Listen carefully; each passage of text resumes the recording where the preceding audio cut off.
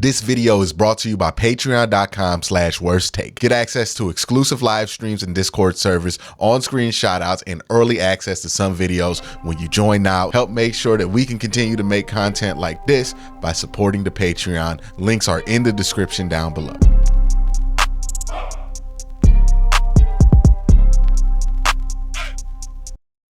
You know, there's a lot of ideas on what the Browns should do this offseason and how the Browns should go about trying to get better this offseason. So what I wanted to do was ask you guys what big moves that you want the Browns to make in the offseason. I got a lot of interesting replies here. So let's start out with my guy here who says Evans, Pittman, Ridley, Higgins is high-end options. So you're talking about going after one of those receivers. If I had to pick one out of the four, it would easily be reduced down to T. Higgins and Mike Evans, me personally. And honestly, I think I'm leaning towards Mike Evans, because T. Higgins is very good, but I think T. Higgins does a lot of the same stuff that Amari Cooper can do for you, right? The dependable wide receiver, the mid to deep option at times, really dependable on third down. That's what T. Higgins' bag is. What Mike Evans' bag is, it gives you something different. I know a lot of people be concerned about the age, but I'm not trying to get Mike Evans on the team for 10 years. I'm trying to get Mike Evans on the team for this year. Don't give a fuck how old he is, to be honest with you. I think the Browns are well past the point of caring how old some of these players are. Deshaun Watson is 28 going on 29. Myles Garrett is 28 going on 29. Nick Chubb is 28 going on 29. A lot of your key players are 28 going on 29. Hey man, you could stand to add somebody at 30. Right? Like Mike Evans ain't even that old. He's the same age as, well, no, he's a year older than Amari Cooper, because I think Amari came out 2015. Mike Evans came out in 2014. So he's not even old. He played well last year. Like, I don't care about a player's age unless they had a bad season the year prior. Then age starts to matter, right? But Mike Evans, he was balling last year. He's probably going to ball this year. You know what I mean? Like, you should be able to go after him. And maybe teams are scared off because of his age and don't give him the money that he deserves. But let me tell you something, man. Mike Evans don't need to be young to do what he's doing. He ain't never had a game that was predicated off youngness, right? Off of just explosive ability. He has had a career off of having really good hands, off of being really long and really strong and able to catch a football. That's what Mike Evans does well. I feel like Mike Evans going to age well. And if people don't want to bet on Mike Evans because he's older and want to go after somebody like a Michael Pittman, dog, that's drunk. I'm sorry. That's drunk to me. Mike Evans is 3 times the receiver as Michael Pittman or Calvin Ridley. And I'm not attacking whoever said this. I'm just saying, like, in general, the way I look at this, the only person who makes you even think about going after Mike Evans is T. Higgins. And even that, I would rather get Mike Evans. Tyler Boyd, Osborne Brown are cheaper options. Devontae Adams and D-Hop. You know, I like the veteran route, to be honest with you. Boyd doesn't really add anything new to this team's dynamic. Kind of a similar thing to what T. Higgins has done and why they kind of canceled out each other's production in Cincinnati at times. Devontae Adams, again, he would bring something new to this thing. He's a big body, 50-50 ball guy, type of guy that you can improvise with and he plays well with, did that well with A-Rod, and even Derek Carr. And then also D-Hop, obviously there's that experience there with Deshaun Watson. He has played with him. Another guy who's a big body. Again, I want big guys, like 6'4" and above guys in that wide receiver room. Right now, the tallest guy in that room is either Cedric Tillman or Amari Cooper, and they're both about 6'2". So more big bodies. I think that would help them because I think the Browns want to stretch the field vertically. They want to attack downfield. And I think bigger targets are your best way of doing that. Singletary, Swift, and Pollard as running back options. I don't know if they're going to spend money at running back, to be honest with you. Chase Young, Danielle Hunter, Devin White on defense. You know, I was thinking about this, and shout out to the homie. He hit me in the DMs and he kind of brought this to my attention. What if you get Chris Jones? He will be available. And Chris Jones next to Myles Garrett would be insane. Chase Young, I'm kind of out on Chase Young. I think he's so overrated. Like, I honestly would rather just bring back Zadarius Smith if those are the options, right? Devin White, Danielle Hunter. Well, Devin White would be a linebacker, so Danielle Hunter, Chase Young. I would just rather run it back with Zadarius and hope he has a better year, because I'm just not sold on Chase Young. I think Chase Young has been living off of his reputation from Ohio State for a long time. And Danielle Hunter, he had a good year last year. I think he was like one of the top 5 in sacks this year. But I'm not so easily swayed by like sack numbers. I think that Zadarius is still a better player at this time than Danielle. No idea who gets tagged or cap situation and if they can move on for cap. All right, so appreciate that suggestion there. Brett Walker says, bring back Kareem, target a big name wide receiver, and collect some depth you gained this year. Edge rusher, preferably not needed, is necessary. Some depth I do prefer to refer to Garyon Christian and McLeod. Okay, you can keep Ronnie McLeod, but like you could draft somebody better than Garyon Christian. I think you can easily draft somebody. I would rather go that route. Kareem Hunt, bringing him back. I'm gonna be honest with you.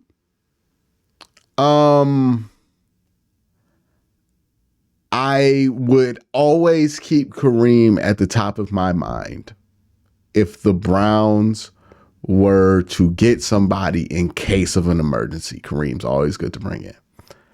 I don't think they should bring in Kareem Hunt this offseason. I really don't.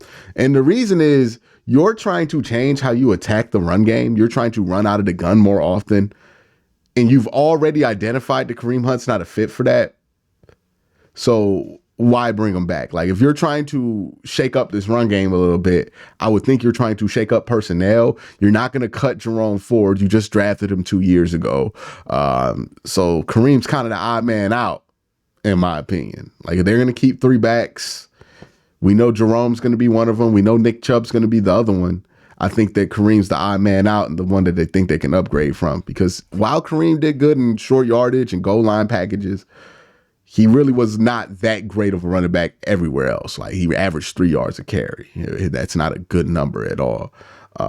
Because you at least want to be at 3.5? You want to, like, the rule of thumb for yards per carry is you want to be at a first down every 3 plays. If you're not at a first down every 3 plays, then that's just an objectively bad number. So that's why like 4 is the gold standard for running backs. Like, that's the bare minimum you should get to be a starting running back, is 4 yards a carry. If you can't get to 4, it's a problem. Being at 3 is atrocious. Straight up atrocious. Obviously, then you have the Nick Chubbs of the world who had 5, who are just insane.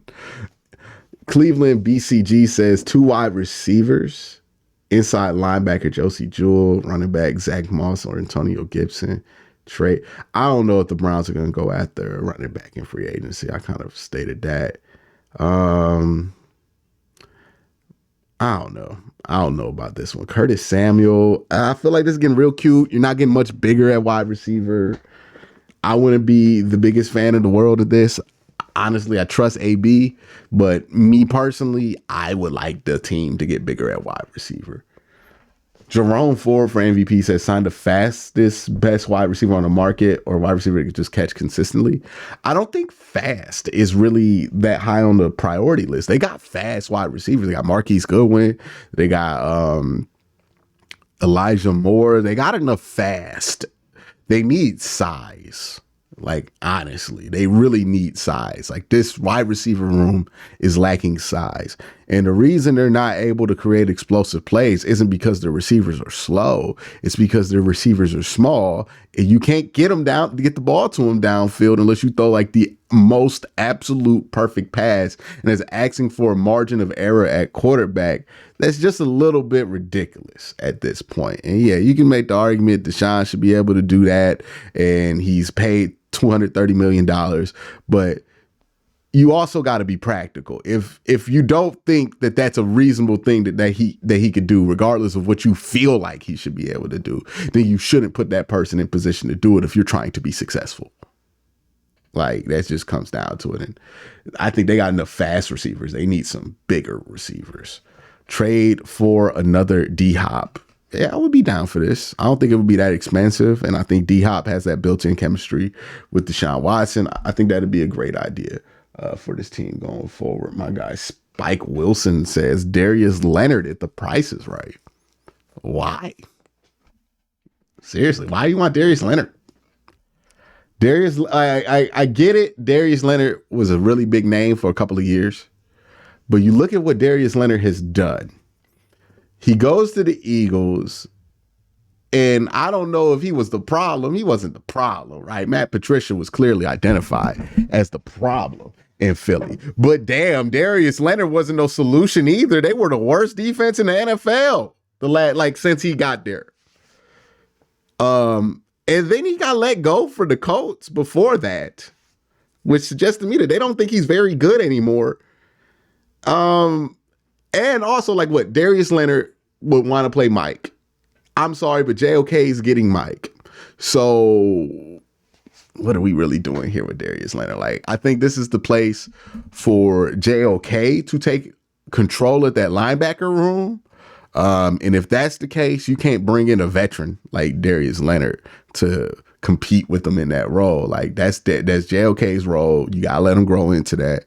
And Shaq Leonard, like, I think sometimes players get to this point to where their name value makes their value a negative because he's not good enough to justify how excited people would be about him anymore.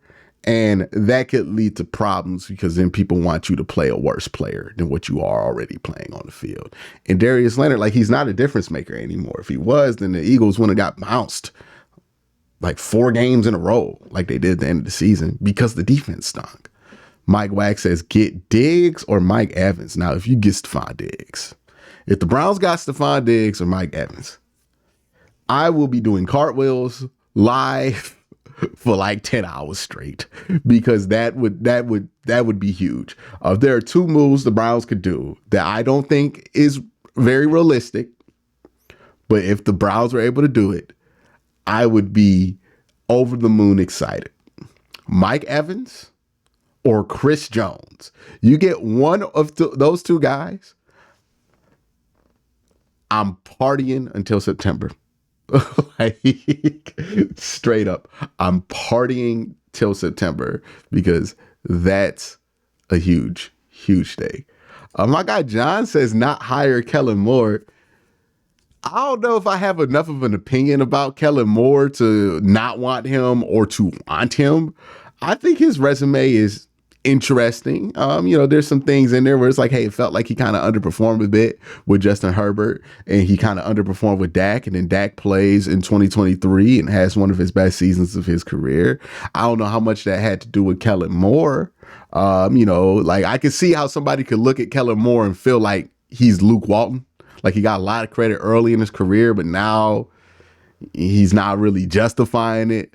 But he does bring some new ideas. He has worked with quarterbacks who like to push the ball downfield. And ultimately, like, yes, Kellen Moore will be the offensive coordinator if he gets hired, but Kevin's still going to have a lot of input. So it wouldn't just be Kellen Moore. It would be Kellen Moore under the supervision of Kevin Stefanski. And I trust Kevin to put this offense in the right place. So if that's where they go, I ain't going to be mad at it inherently. Mike Evans, Daniil Hunter, draft Blake Corum at running back and get ready for a deep playoff run. Is Blake Corum going to be available in the late second round when the Browns are picking? That's really the only question I have for that, because that might be something that they want to do. But those are your ideas for how the Browns will swing big in free agency. Let me know what you think in the comment section down below. Y'all have a great day. Don't forget to hit that like button, hit that subscribe button, ding that notification bell, and have an even better night. Peace.